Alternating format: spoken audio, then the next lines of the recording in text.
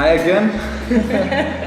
So one of the things that I think has been really interesting about meeting you is that you have actually spent most of your youth and your childhood traveling around to different countries and being a little bit rootless. And I myself feel a lot rootless, and I would like at some point to have some children. But I'm afraid that I will feel stuck, to just go home to Denmark, make a family, get a house, get children, and then feel like, oh my God, I need to get out, Yeah. So I have been thinking for a long time that maybe this will wear off. Maybe I will get more corn, more bound at some point. But I'm also getting older, and I'm also starting to realize that, okay, if I want to have some kids before I get too old, maybe this will not wear off eventually, or anytime soon, Yeah.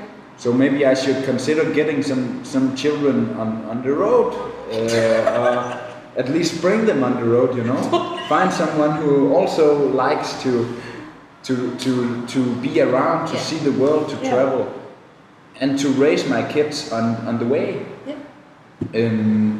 And some of the things that I have been thinking about that is that maybe it's not so good for the children. Maybe they need to have something more secure, to have other stable relations in their life than only their parents. And then I met you. And you have been living like this. Yeah. Can you tell a little bit your story? Yeah. So I'm basically what people call a third culture kid, which is basically a kid who has grown up in cultures that are different from those of his or her parents. My dad is from Benin and my mom is from Cameroon, and I'm a Senegalese national, but I wasn't really in Senegal up until I decided to make my move 4 or 5 years ago. And basically, I spent my entire life living in other people's countries, discovering other different things, and encountering different cultures, and not really knowing what, being Senegalese meant, or actually being Beninese or being Cameroonian actually either, because my parents, as a result of all the moving, also kind of chose to let us have, a mixed culture and not necessarily one that's true to their own. But how much did you move?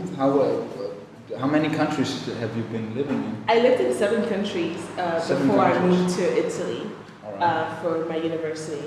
So basically every 2 or 3 years, depending on what the situation was, I would be moving to a different country. Why? How come that you moved so much?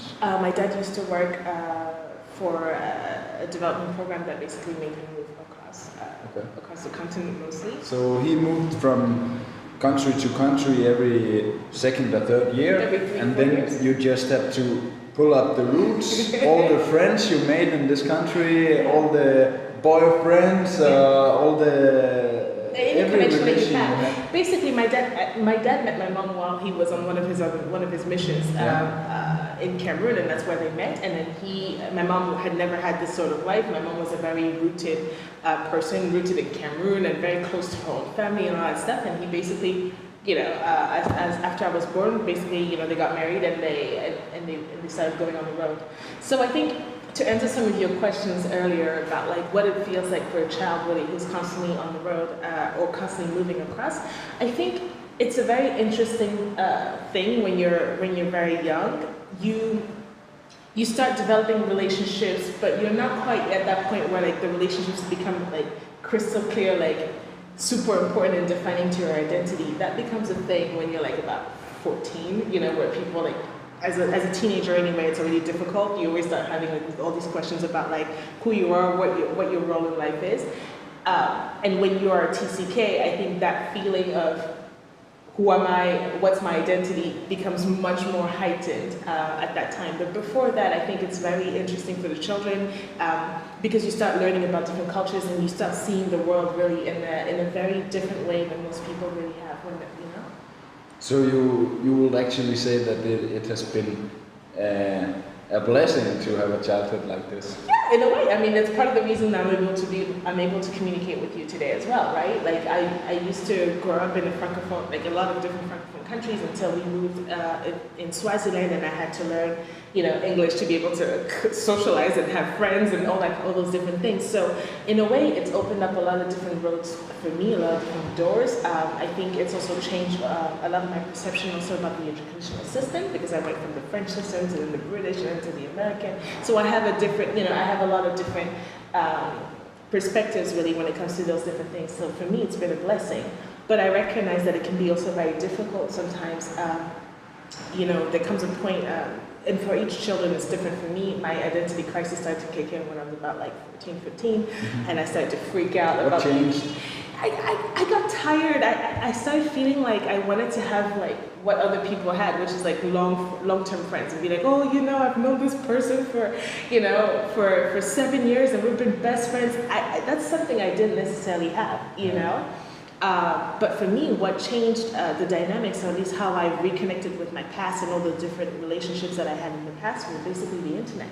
The internet has changed. Facebook, Skype, WhatsApp, all those different things has really kind of changed like the way that I approach now relationships. Because before, when I would move, it basically felt like, that relationship was dead. There was no way of ever being in contact with people. Yeah. But actually, now with the internet and all those different ways of communicating, I think that it would become easier for kids like who have the story like me, like mine now, to reconnect.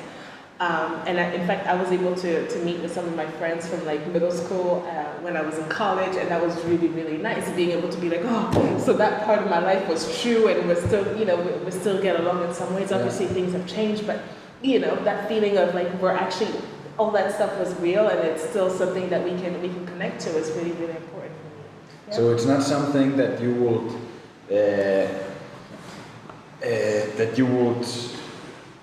not wish for any children to live like this? No, I actually don't know what I would want to do for my own children, for example. Like I'm here now in Senegal. I've been here for 4 years, which I didn't think I was going to be here for 4 years. When I first got back, all I wanted to do was get the hell out. So, I'm still trying to figure out whether or not I am ready to fully ground myself too. Like that urge of going to go and meet other people, being different cultures, and that kind of challenge is still somewhat there. And I want my children to be able to experience that. But I think that there probably will be a point in their lives where I will put that a little bit more on hold, because I recognize that, it might be more critical for them to kind of have that sense of being grounded as well. I think there's a lot of value also in being grounded.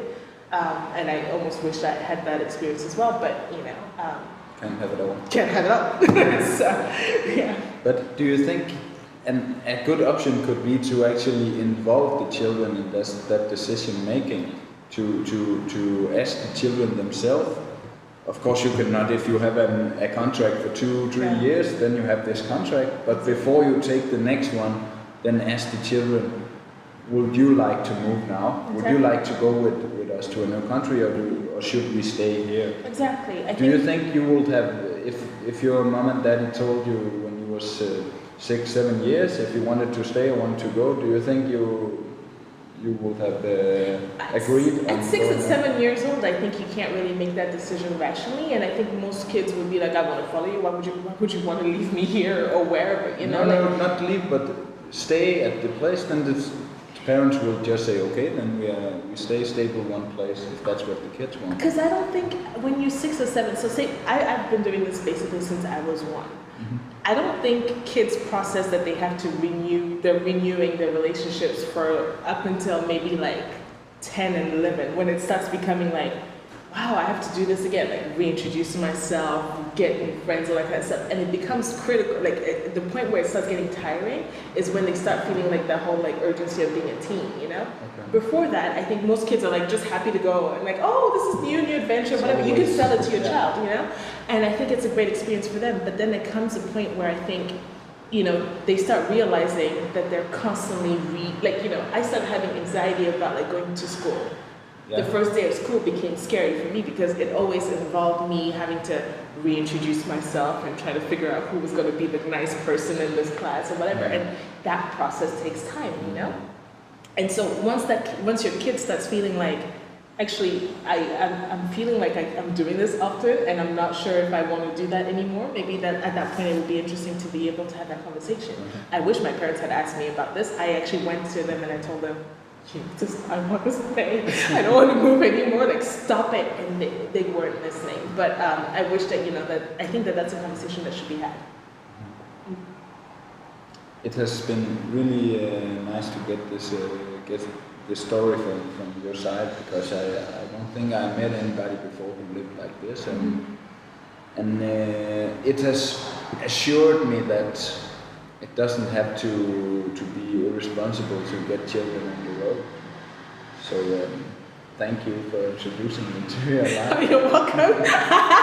You're welcome. I'm glad that you're now feeling at ease. That's good. So now I just have to find the woman who wants to go along. The woman who wants to travel the world with me and make my children. Yeah. But that's not in a hurry. All right. Well, ciao again. Bye, guys. I tried to make some order. That's right.